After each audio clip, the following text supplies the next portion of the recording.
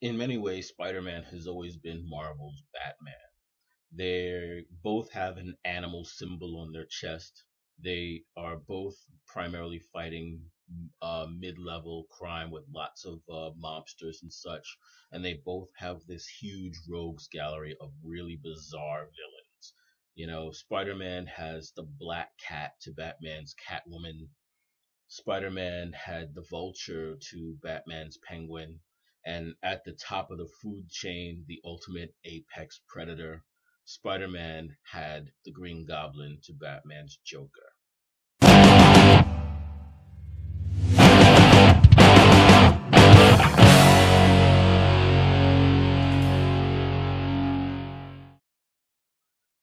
Amazing Spider-Man 2 is all about the fact that Spider-Man has to grow up and Peter Parker has to grow up. High school ends and so does childhood. And this is the movie that is about all of that. Andrew Garfield is back as Peter Parker and Spider Man. Again, Andrew Garfield is very good in the role. Spider Man is back with all of the snappy one liners, just like he has in the comic books. Um, but this time, oddly enough, it's really clear that when Spider Man is speaking, it's really clearly voiceover. It's absolutely clear that the guy under the mask isn't speaking. And you can tell that's a little weird. The villain of the film is primarily it's Jamie Foxx as Electro, a guy named Max Dillon who is basically shocked by a bunch of electric eels and becomes Electro. I'm not sure how that works, but that's what happens in the film. Jamie Foxx is pretty good, but the part is really poorly written. Max Dillon gives off this creepy stalker vibe with no depth whatsoever.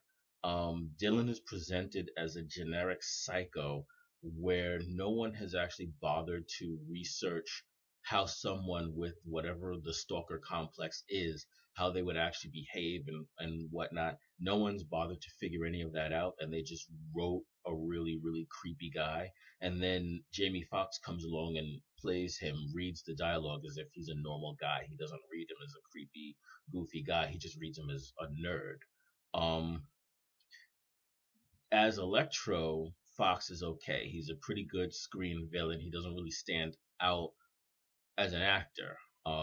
He's certainly better than the main villain in Thor: The Dark World. He's better than that, but he's not one of the great screen villains. And unfortunately, he's the main villain in this film.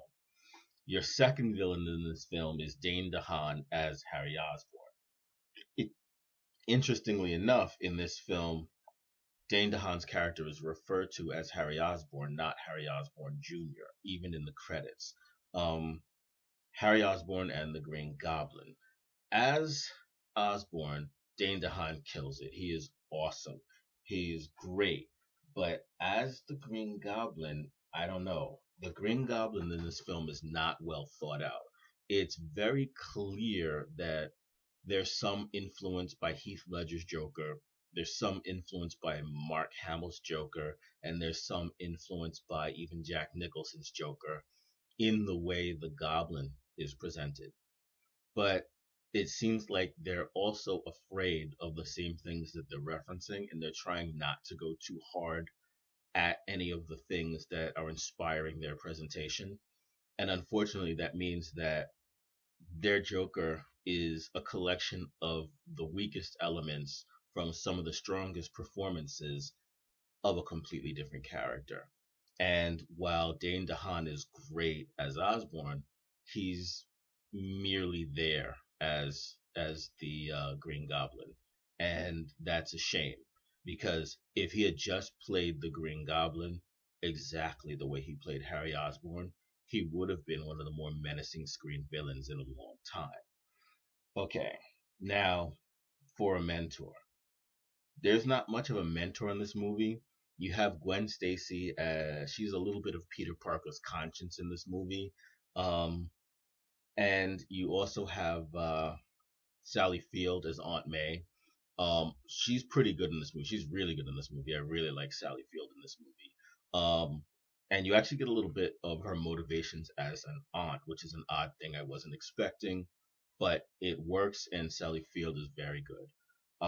For enemies, other than Dane DeHaan and Jamie Foxx, there's not really too much else happening in the movie.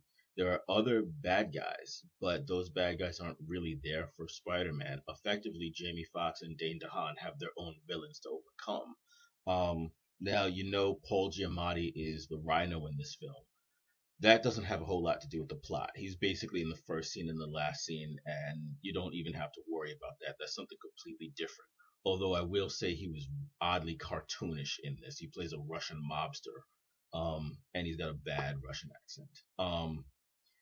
Your upside, the upside of this film, it's a good action flick. It's got great special effects and one really interesting origin story. That would be the Green Goblins, and some very, very good acting for a superhero movie.